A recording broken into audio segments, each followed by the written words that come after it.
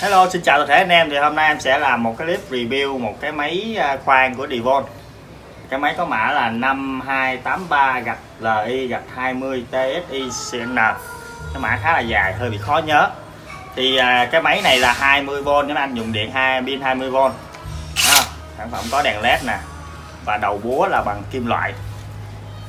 Đầu búa là bằng kim loại, auto lock, 3 chức năng. Đó, một chức năng búa, một chức năng bắn vít, một chức năng khoan, 23 cấp độ trượt, 2 cấp độ khoan. Đó, và một cái tay cầm bằng nhôm hợp kim, thấy không? Đó, còn cái nhông này được bảo vệ bằng một cái hợp kim nhôm luôn, siêu bền, rất là tốt, chắc chắn luôn. Thấy không? Động cơ là động cơ không than, hút led không than, xài motor. Đó, nhìn sơ sản phẩm này rất là đẹp luôn. Tay cầm nhìn nó trông nó tựa cái 07 vậy. Thì bây giờ em sẽ dùng cái máy khoan này để test một số cái khoan, một số cái vật liệu cho các anh có thể xem. Mình chọn những cái người mà những cái anh em nào mà ở gần cái khu vực cửa hàng em có thể qua được á, thì ở đây em có sản phẩm demo sẵn, có sẵn hết tất cả những phụ kiện rồi những cái vật liệu để anh em test luôn. Anh em nào ở gần dụng cụ Sài Gòn thì cứ chạy qua thoải mái test máy. Thì trên cái cơ chế là cái máy này sẽ được bảo hành 1 năm. Ngoài ra trong vòng 1 tuần lễ anh em có thể đổi trả, ở bất kỳ lý do gì cảm thấy không thích cái máy này cũng có thể đổi trả lại luôn. Đó là em nói gì chính sách bảo hành. Bây giờ mình tiến hành mình đi test luôn. Rồi, ok, bây giờ bắt đầu em sẽ khoan gỗ bằng cái mũi khoan của Makita 10 ly. Em sẽ dùng cái máy của Devon.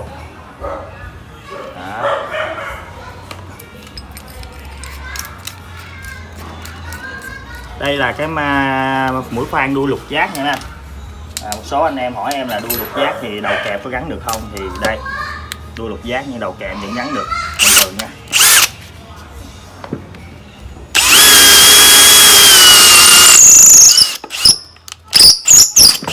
Đây, cặp kênh quá, rất nhanh nha anh.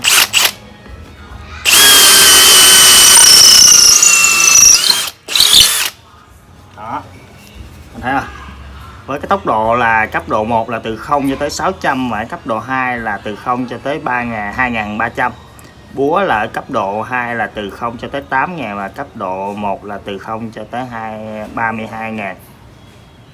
Em thấy không? 8.000 cho tới 32.000. Tức nghĩa là cái máy rất mạnh, cực mạnh. Khoan gỗ thì nói chung là nó quá bình thường rồi.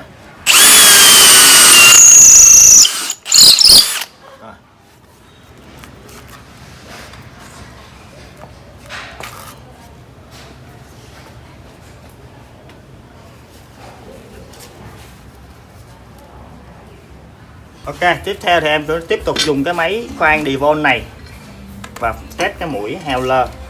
Cái mũi này là mũi 8 ly của Heuler, Đức, xuất xứ của Đức, và có thể khoan được gạch men và khoan kính. Bây giờ em khoan gạch men trước.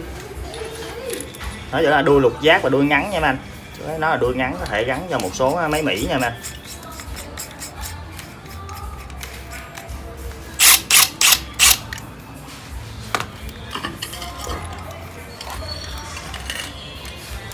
Rồi mấy anh khoan gạch men thì cũng không nhất thiết phải có nước, nhưng mà nếu mà được thì chúng ta nên cho một chút nước cho nó đỡ nóng cái mũi khoan. Đây, mũi khoan Heuler 8 ly.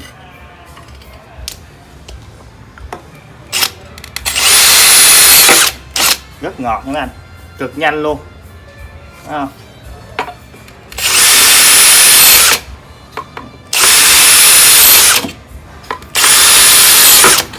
Rất nhanh và rất ngọt luôn. Rồi tiếp theo em sẽ chuyển sang em khoan miếng kiến, miếng kính thử xem nó như thế nào nha các anh. Ok, thì bây giờ em sẽ dùng cái mũi khoan Heuler lúc nãy. Bây em tiếp tục khoan trên cái vật liệu là kính.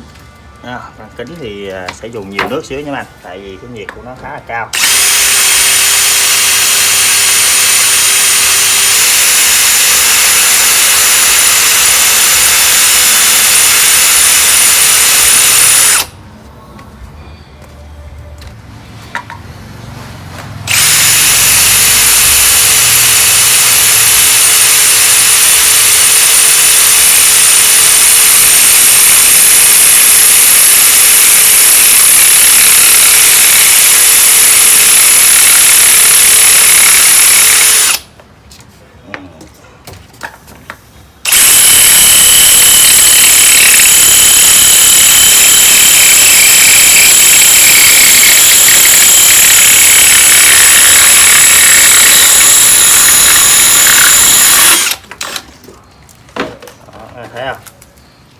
rất là đẹp nha mấy anh. Đây, rất là đẹp. Mấy anh chú ý là mình nhiều nước xíu nha, tại sinh nhiệt rất là nóng, rất là dễ cháy mũi khoan đó.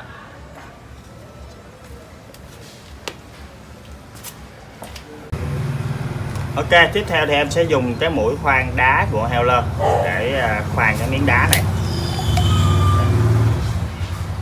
Đây, kết cấu của cái mũi khoan đá.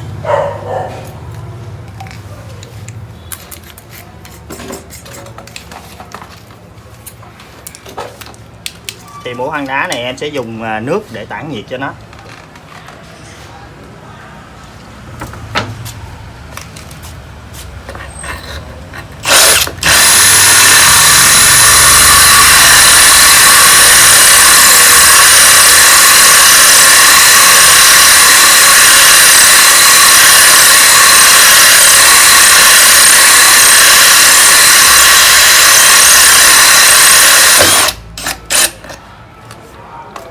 Rất là đẹp. Anh thấy không, khoan rất là nhanh. Đây là cái đường của lỗ khoan rất là đẹp đó. Đây là mũi vẫn không hề hứng gì nha mấy anh. Đây là mũi của Đức nha mấy anh, Heuler.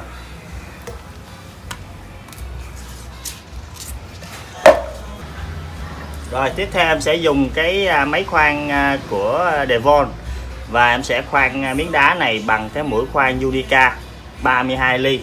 Thì mũi khoan Unica nó đi kèm với lại một cái hộp gel làm mát. Nhớ anh, một cái hộp gel như thế này, một cái mũi khoan như thế này sẽ đi cùng với một hộp gel như thế này.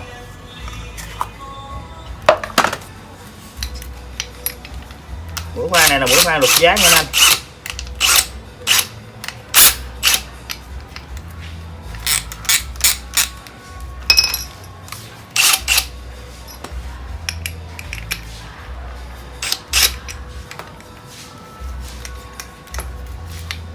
Lớn quá. Mũi khoan này là mũi khoan lục giác, có thể dùng được cho máy bắn dít nha anh. Em cũng có một cái clip là dùng máy Devon, máy bắn dít của Devon, em khoan em test cái mũi này trên cái vật liệu đá này thôi. Giờ em sẽ nhúng nó vào cái gel làm mát chuyên dùng của nó.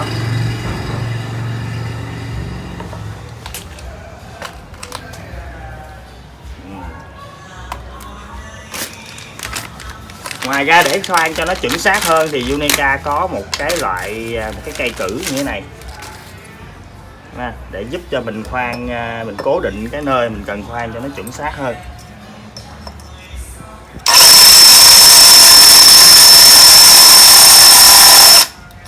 Đó, mấy anh thấy không? Sau khi mình đã lấy dấu ở đây, bắt đầu tiến hành khoan.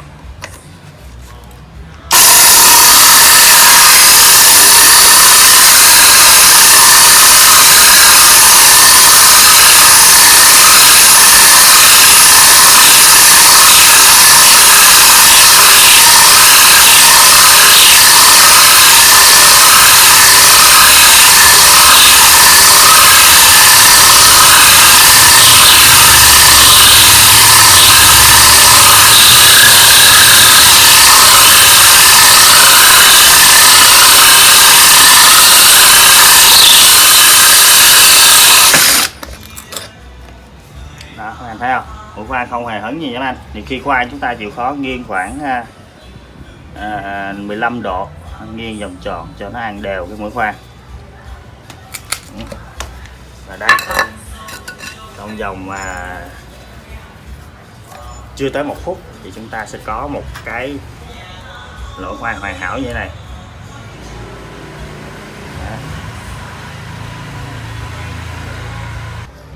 Ok, sau khi đã dùng cái máy Devon này, ba chức năng này đã test rất nhiều cái vật liệu và rất nhiều cái phụ kiện mà em đã test từ nãy giờ.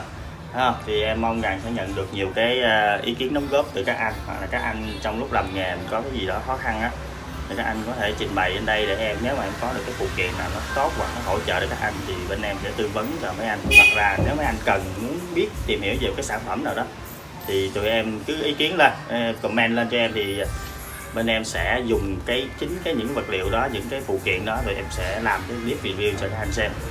Xin chào và hẹn gặp lại các anh trong những clip review khác.